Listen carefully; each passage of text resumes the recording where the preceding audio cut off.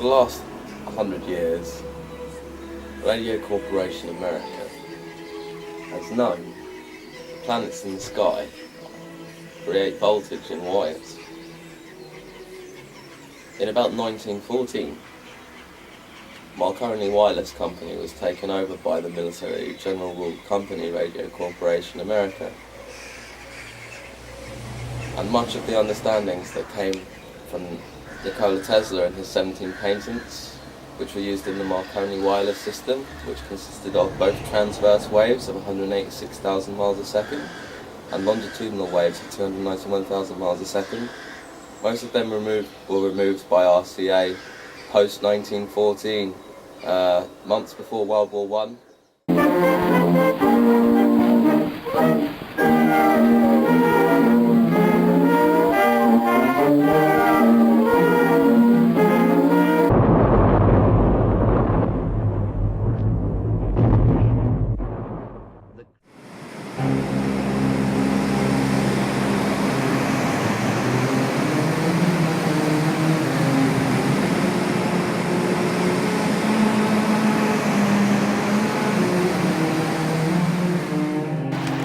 I'm telling you now, if you don't want to prove it to yourself, don't bother.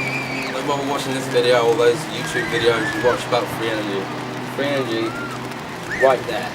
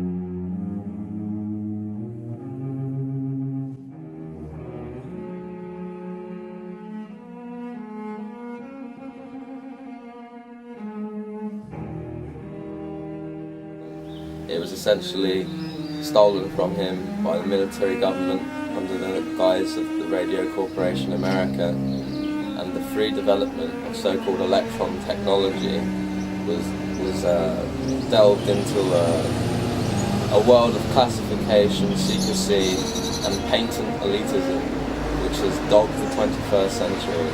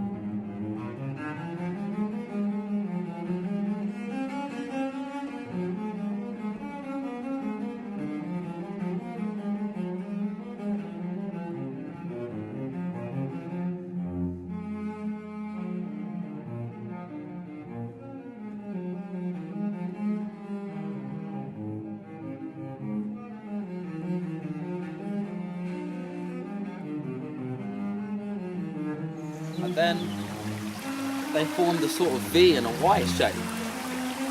And eventually, they created highest species in vegetable, plant and mineral and animal life.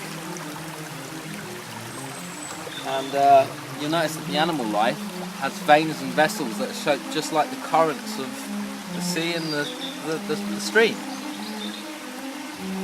Oh yeah. Which I believe is proof that we were born out of that. Evolution. What is it? If you consider that it only involves this planet when the universe created it. And if the universe created this planet, then the universe also created life. Darwin is incomplete, and it's as simple as that.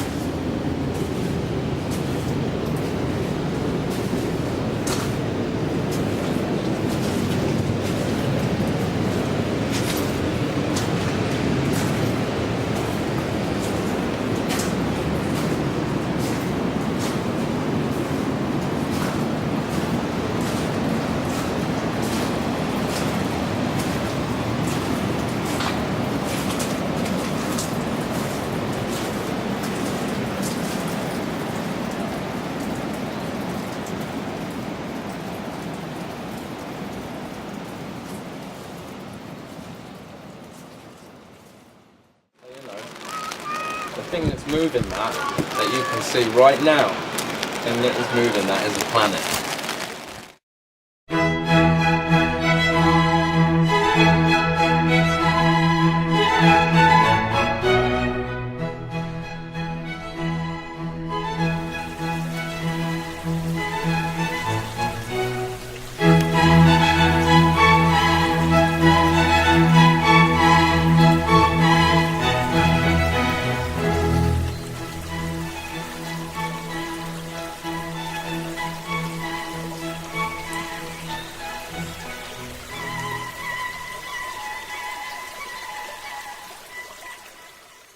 In a historical perspective, by taking a look at this Ptolemaic theory, we can get an idea of the general characteristics of inventive theories.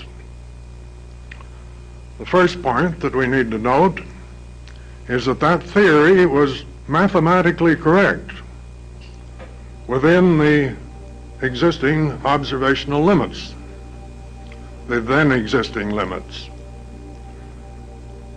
That is a general characteristic of all inventive theories because they are invented for that specific purpose. They are specifically designed to fit mathematics that are already known. The second point, significant point, is that that theory, the Ptolemaic theory, was conceptually wrong. The interpretation of the mathematics was wrong. That, again, is a general characteristic. It applies to all inventive theories because of the circumstances under which they're invented. As many observers have pointed out, long-standing problems in science do not continue to exist because of a lack of competence on the part of those who are trying to solve them. Nor do they continue to exist because of a lack of methods by which to go about solving them. They continue to exist because some piece or pieces of information that are essential are missing. In the case of the Ptolemaic theory, there were two such pieces of information. The Greeks did not realize that the planets revolve around the sun rather than around the earth. And they did not know that there is a force of gravitation controlling those movements. Without those two pieces of information, neither the Ptolemaic theory nor any other theory that was invented to explain the mathematics could have been correct. Now, that is a general characteristic of inventive theories. And I'm stressing it at this time because it will be important later on in other connections. If the information is available, if all the essential information is there, then there's no need to invent a theory. Then we can obtain it by inductive means. If the essential information is not there, then any theory we invent cannot be conceptually right. In view of the practically unlimited opportunity for making ad hoc assumptions, that is, adding epicycles, an inventive theory never comes to the fate of the inductive systems of theories.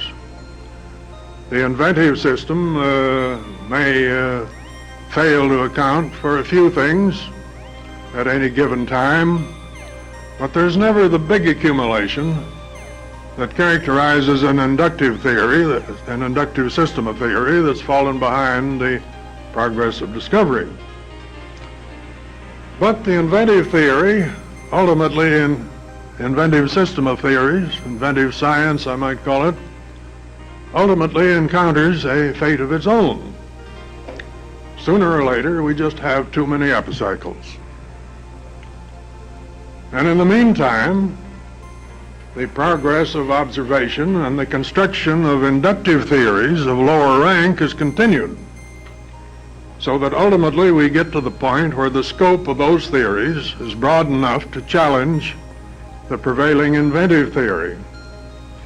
And then the inventive theory goes to the boards. Now, that's what happened to the Greek inventive system about 500 years ago. And at that time, the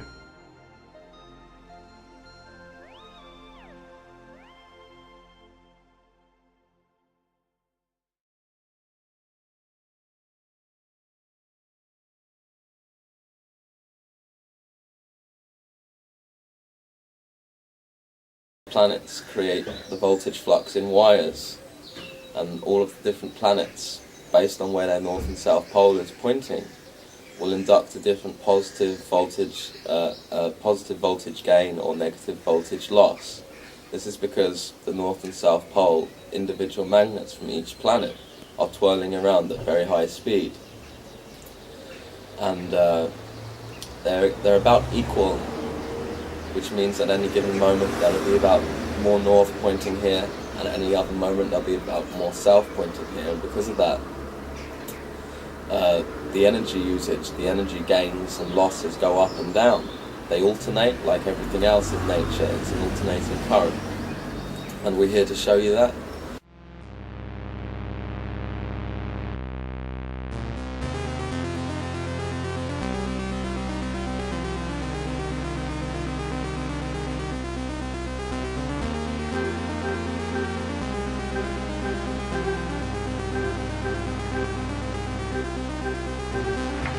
As wireless progressed, Tesla established the system where he could transmit longitudinally through the Earth electrical power at a velocity of 291,000 miles per second. Also, he developed a beam tube, 291,000 miles per second, pi over 2 times the velocity of light.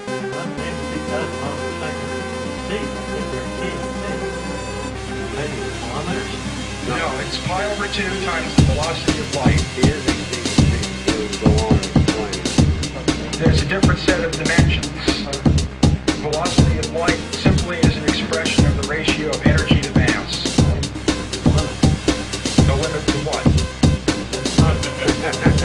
It's a constant. In other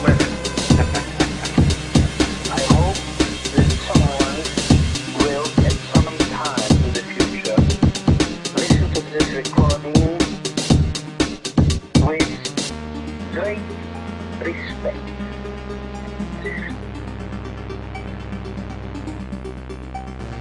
That they all, without any exception,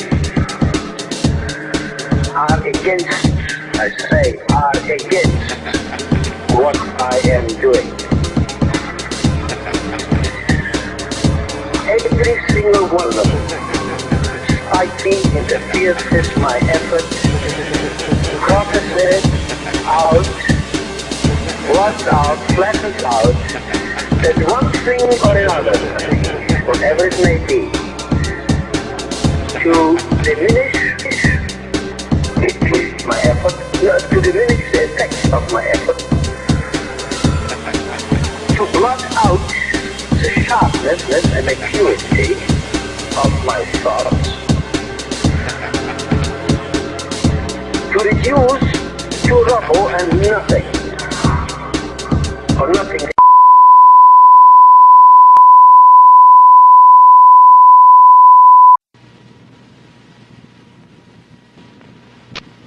Ladies and gentlemen, our national anthem.